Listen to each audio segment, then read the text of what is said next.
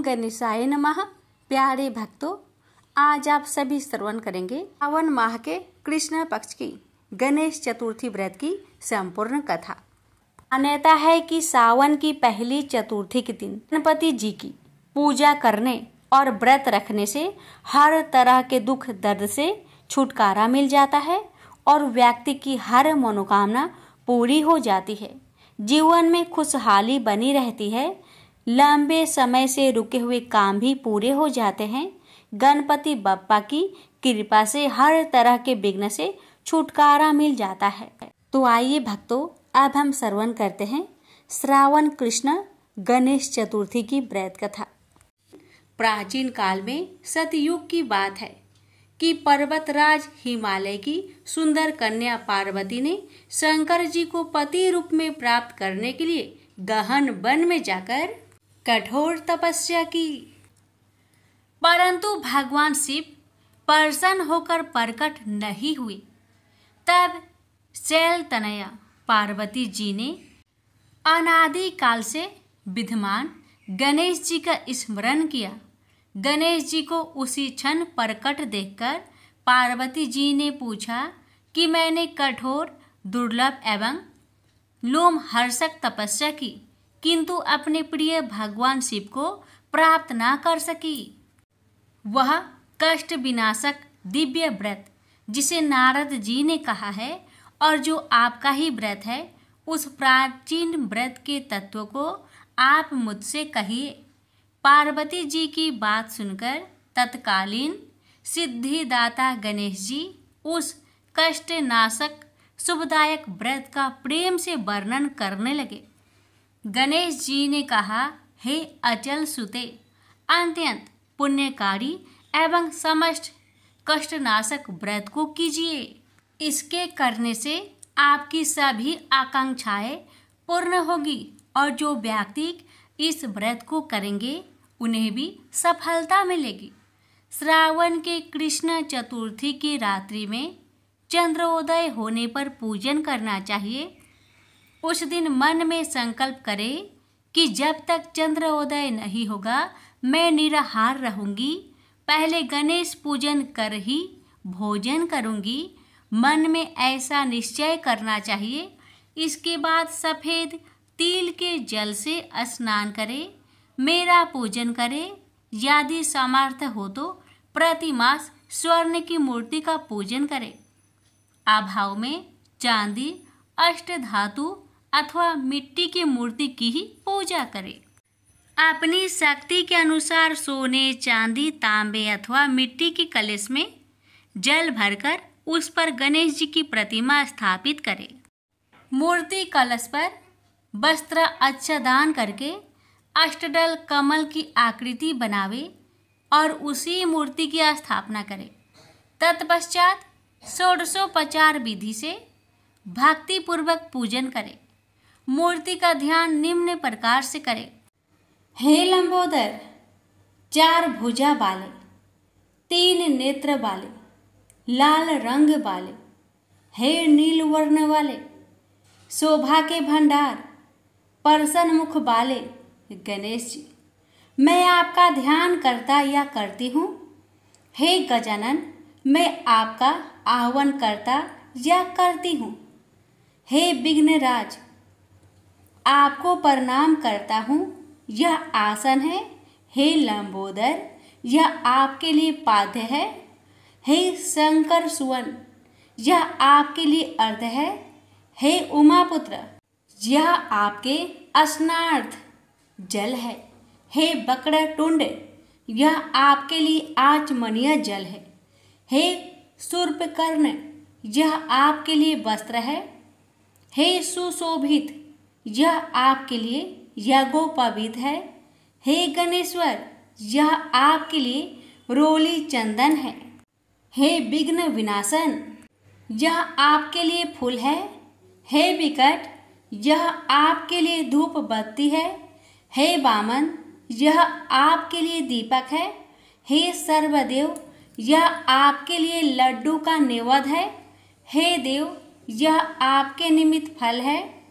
हे विघ्नहर्ता, यह आपके निमित्त मेरा प्रणाम है। प्रणाम करने के बाद क्षमा प्रार्थना करें। इस प्रकार षोडशोपचार रीति से पूजन करके नाना प्रकार के प्रसादों को बनाकर भगवान को भोग लगाए। हे देवी, शुद्ध देसी घी में 15 लड्डू बनाए। सर्वप्रथम भगवान को लड्डू अर्पित करके उसमें से 5 ब्राह्मणों को दे दे। अपनों सामर्थ्य के अनुसार दक्षिणा देकर चंद्रोदय होने पर भक्ति भाव से अर्घ देवे। तदंतर 5 लड्डू का स्वयं भोजन करे। फिर हे देवी, तुम सब तिथियों में सर्वोत्तम हो, गणेश जी की परम प्रियतमा हो। हे चतुर्थी, हमारे द्वारा प्रदत्त अर्घ को ग्रहण करो, तुम्हें प्रणाम है। निम्न प्रकार से चंद्रमा को अर्घ प्रदान करे। क्षीर सागर से उत्पन्न हे लक्ष्मी के भाई, हे निशाकर, रोहिणी सहित हे शशि, मेरे दिए हुए अर्घ को ग्रहण कीजिए। गणेश जी को इस प्रकार प्रणाम करे। हे लंबोदर, आप संपूर्ण इच्छाओं को पूर्ण करने वाले हैं, आपको प्रणाम है। हे समस्त विघ्नों के नाशक, आप मेरी अभिलाषाओं को पूर्ण करें। तत्पश्चात ब्राह्मण की प्रार्थना करें। हे दिव्यराज, आपको नमस्कार है, आप साक्षात देव स्वरूप हैं। गणेश जी, प्रसन्नता के लिए हम आपको लड्डू समर्पित कर रहे हैं। आप हम दोनों का उद्धार करने के लिए दक्षिणा सहित इन 5 लड्डुओं को स्वीकार करें। हम आपको नमस्कार करते हैं। इसके बाद ब्राह्मण भोजन कराकर गणेश जी से प्रार्थना करें। यदि इन सब कार्य करने को शक्ति ना हो तो अपने भाई बंधुओं के साथ दही एवं पूजन निवेदित पदार्थ का भोजन करें।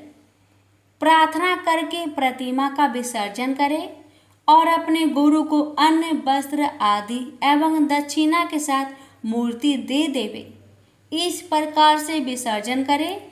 हे देव में श्रेष्ठ गणेश जी, आप अपने स्थान को प्रस्थान कीजिए एवं इस व्रत पूजा के फल को दीजिए।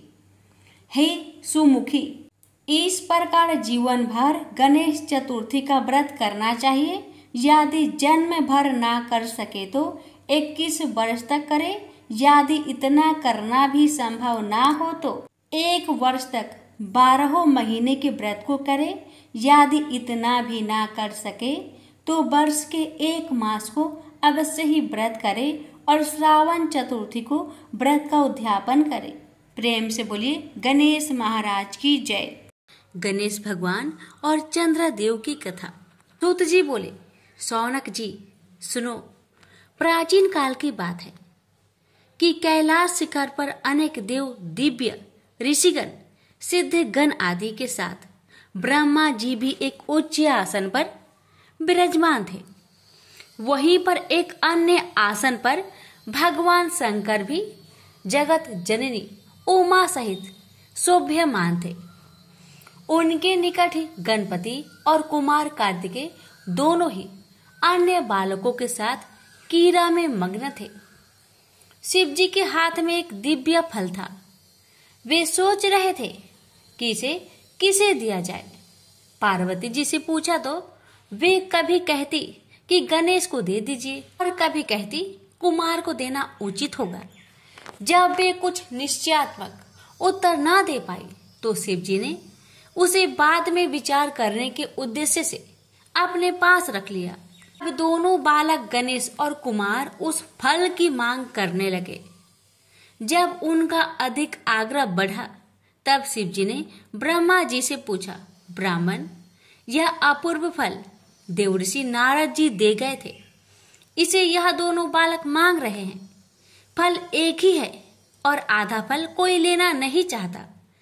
ऐसी स्थिति में आप ही निर्णय कीजिए कि यह इनमें से किसे दिया जाए।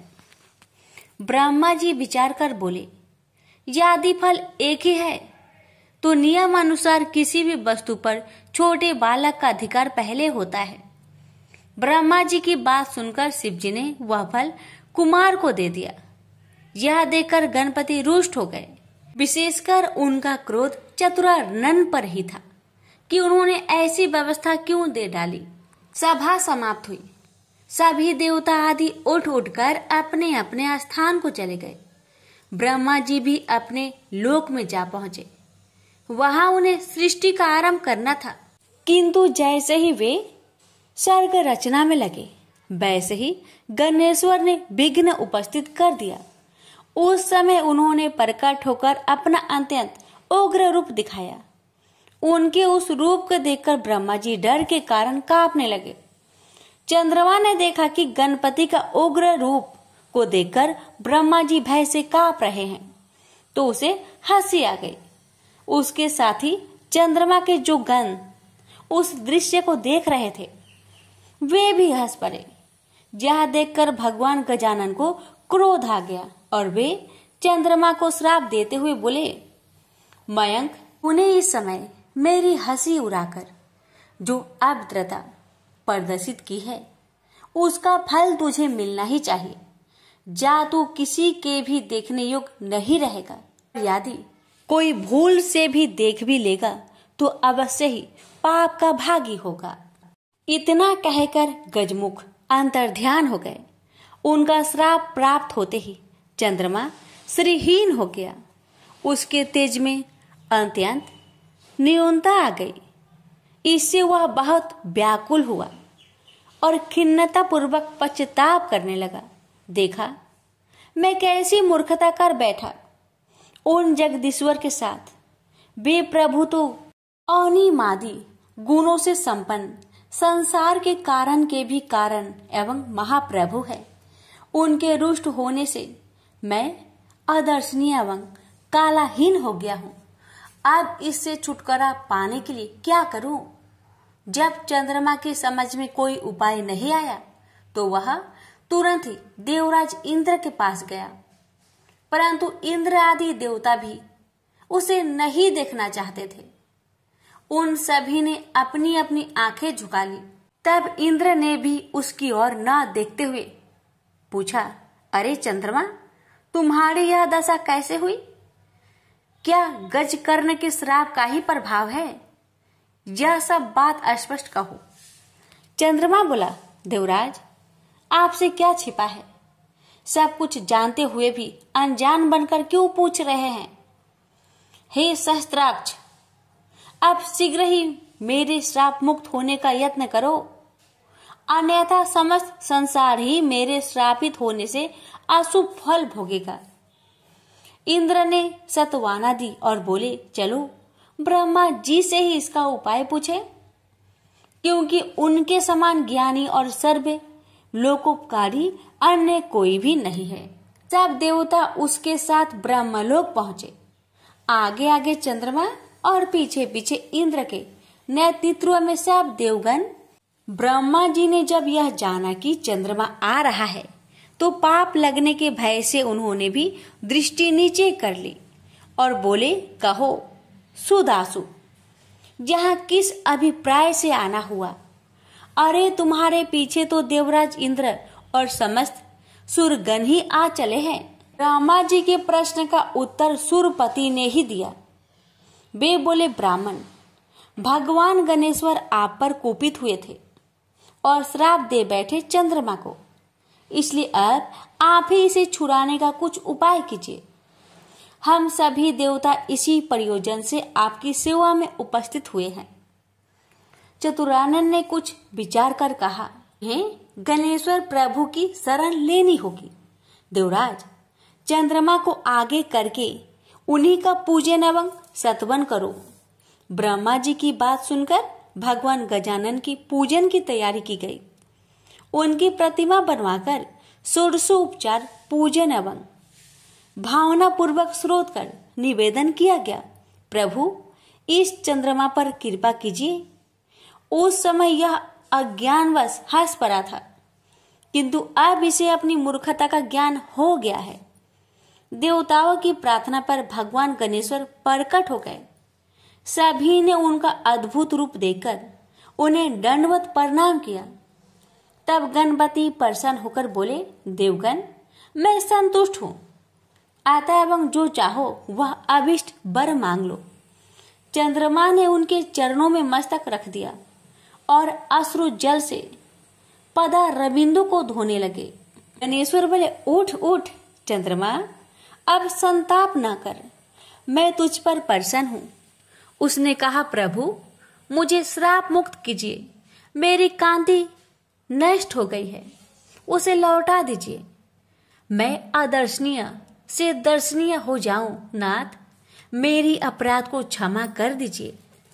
गजकर्ण बोले, अच्छा बोल, तुझे 1 वर्ष 6 मास अथवा 3 मास के लिए अदर्शनीय रहने दिया जाए, अथवा कुछ और चाहता है, शीघ्र ही स्पष्ट बता।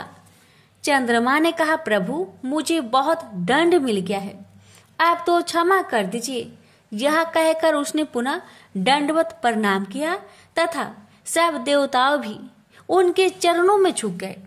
गणेश्वर ने मुस्कुराते हुए कहा, मैं अपने वचन को मिथ्या कैसे करूं? चाहे सूर्य और सेमरू अपना स्थान त्याग दे, समुद्र अपनी मर्यादा छोड़ दे, अथवा अग्नि शीतल हो जाए, किंतु मेरा वचन मिथ्या नहीं हो सकता।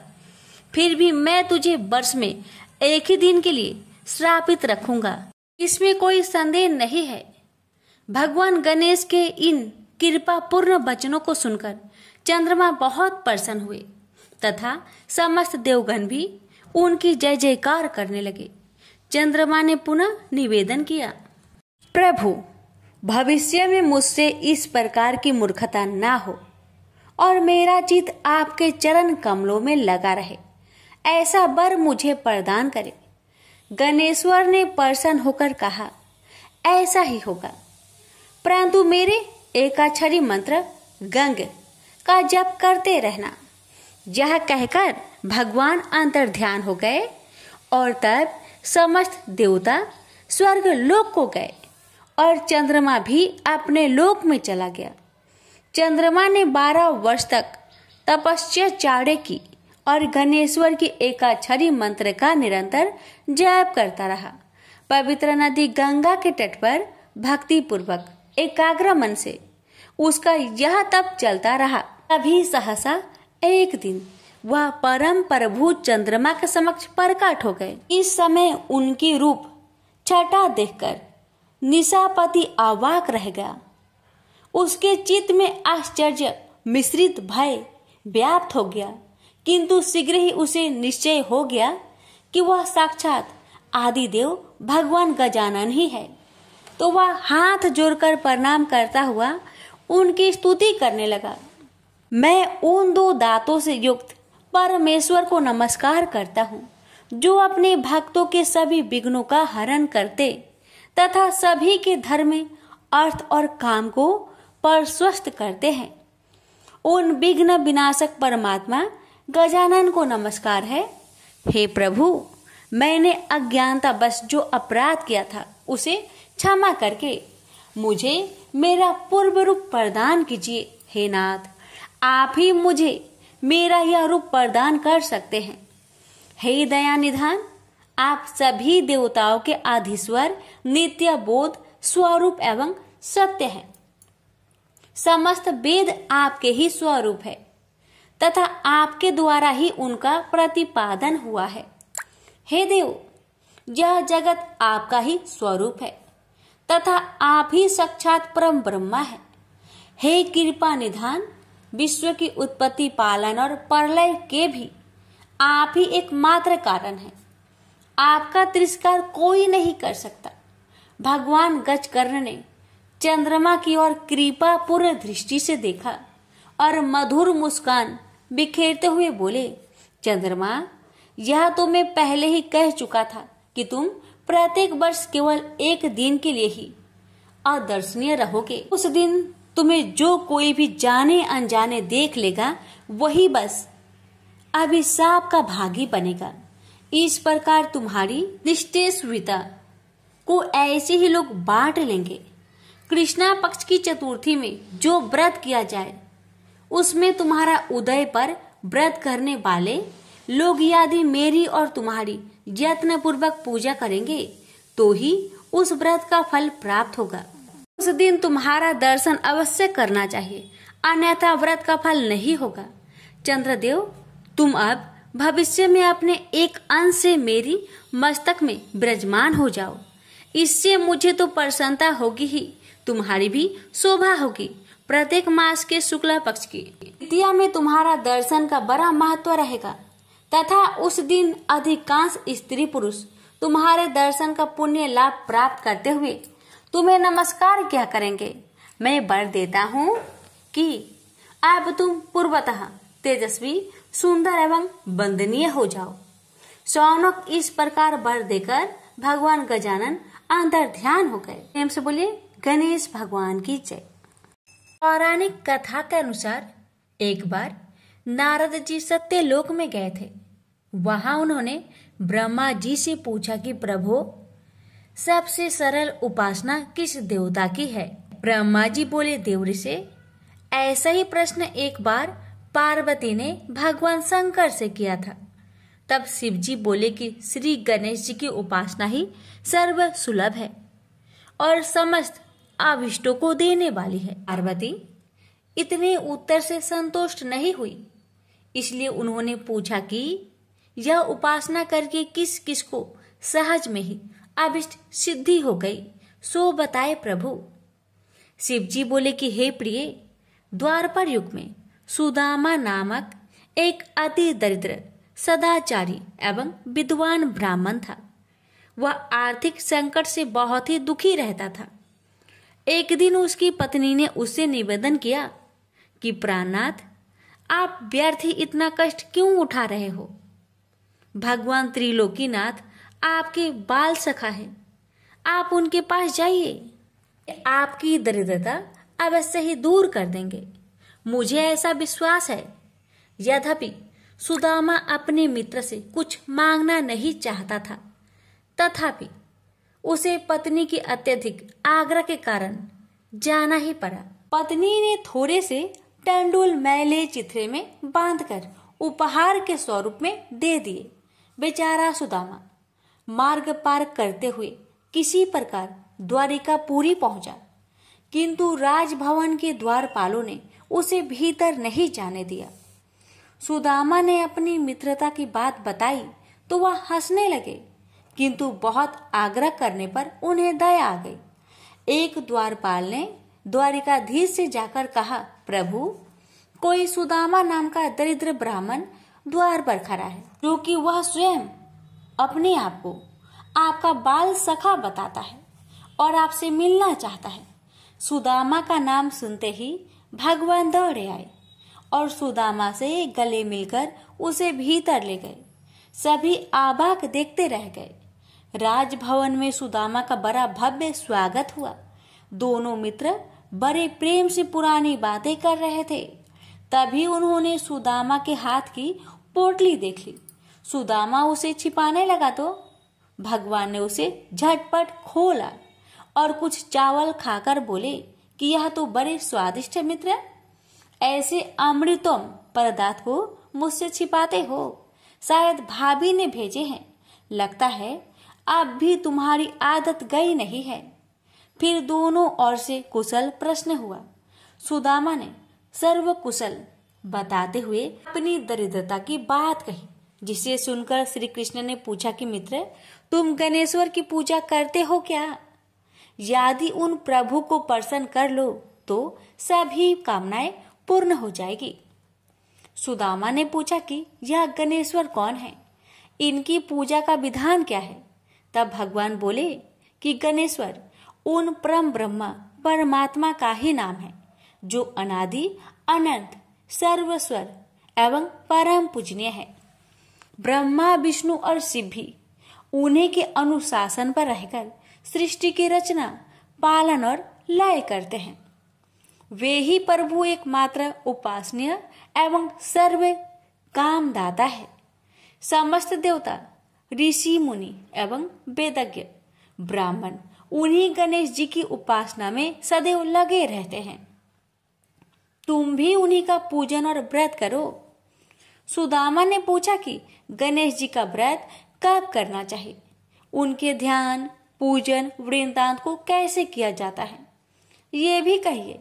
कृष्ण बोले कि हे सखा, तुम इनका व्रत किसी भी मास की चतुर्थी में कर सकते हो, अथवा बैसाखी पूर्णिमा, कार्तिकी पूर्णिमा या अन्य किसी पुण्य अवसर पर करो।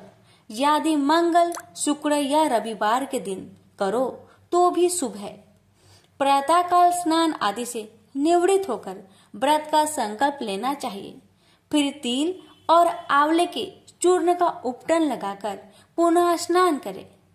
एक स्नान प्रदोष काल में और भी कर ले तो अति उत्तम माना जाता है। स्नान के पश्चात स्वास्तिक वाचन, पुण्य वाचन एवं नवग्रहों का पूजन करें। धरती को गोबर से लिपकर चौक पूरे और चौकी रखकर उस पर कलश स्थापना करें। फिर गणेश जी की धातु की या मिट्टी की मूर्ति स्थापित कर षोडशोपचार से पूजन करें। नैवेद्य में उत्तम घृत आदि के साथ निर्मित मोदक रखें। यदि यह संभव ना हो तो समस्त उपचार मानसिक भी हो सकते हैं। हे मित्र, भावना सर्वोपरि है, इसलिए पूजन में भक्ति भाव भी विशेष फलदायक होता है। यदि श्रद्धा हो तो पूजन कार्य संपन्न होने पर ब्राह्मणों को भोजन कराए और यथाशक्ति दक्षिणा दे। सबके अंत में अपने परिवारजनों एवं पत्नी, पुत्र आदि के साथ बैठकर स्वयं भोजन करे। यह व्रत का विधान तुम्हें मैंने बता दिया है। मामा ने पूछा कि इस व्रत को पहले किसने किया था? तब श्री कृष्ण ने इसके उत्तर में कहा कि एक बार प्रलय के पश्चात सृष्टि की उत्पत्ति होनी थी, परंतु ब्रह्मा जी को अनेक विघ्नों का सामना करना पड़ा। तब ब्रह्मा जी ने गणपति का ही पूजन किया और उनसे शक्ति प्राप्त करके सृष्टि रचना का कार्य संपन्न किया। हे सखा, मुझे भी दुष्ट दलन करके धर्म संस्थापनार्थ अवतार लेने की शक्ति उन्हीं गणाधीश्वर से प्राप्त हुई है। मैं तो प्रति शुक्रवार में गणेश जी का व्रत किया करता हूँ।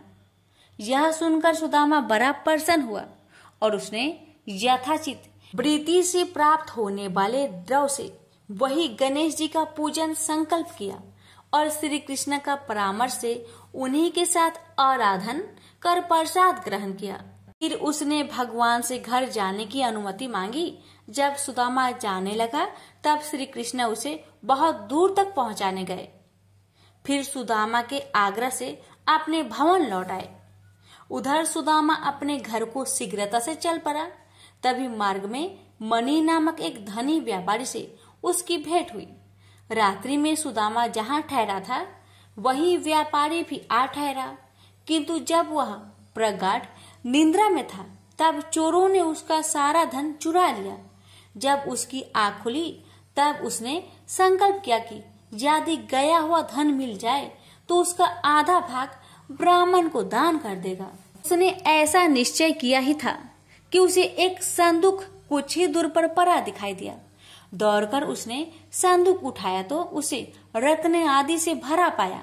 उसने प्रसन्न होकर संदूक का आधा धन सुदामा को दान कर दिया। सुदामा को बड़ी प्रसन्नता हुई और उसने उस धनिक के साथ गणाध्यक्ष का वही पूजन किया। संध्या काल में जब पूजन कार्य संपन्न हो गया तब सुदामा को भगवान गणेश्वर के साक्षात दर्शन हुए।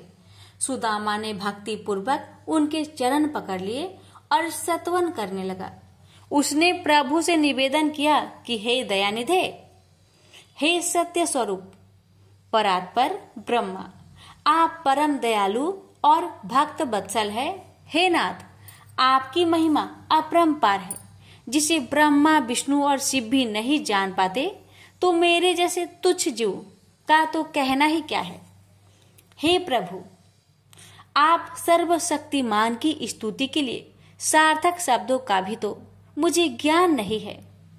हे दीनबंधु, मुझ पर दया कीजिए। आपको बारंबार नमस्कार है, नमस्कार है। गणेश जी ने प्रसन्न होकर सुदामा के मस्तक पर अपना वरद हस्त फेरते हुए कहा कि हे वृषश्रेष्ठ, वर मांगो, मैं तुम पर बहुत प्रसन्न हूं। सुदामा ने हाथ जोड़कर कहा, करुणा सिंधु, जब आप सर्व ऐश्वर्यमय की मुझ पर पूर्ण कृपा है तो फिर क्या मांगू?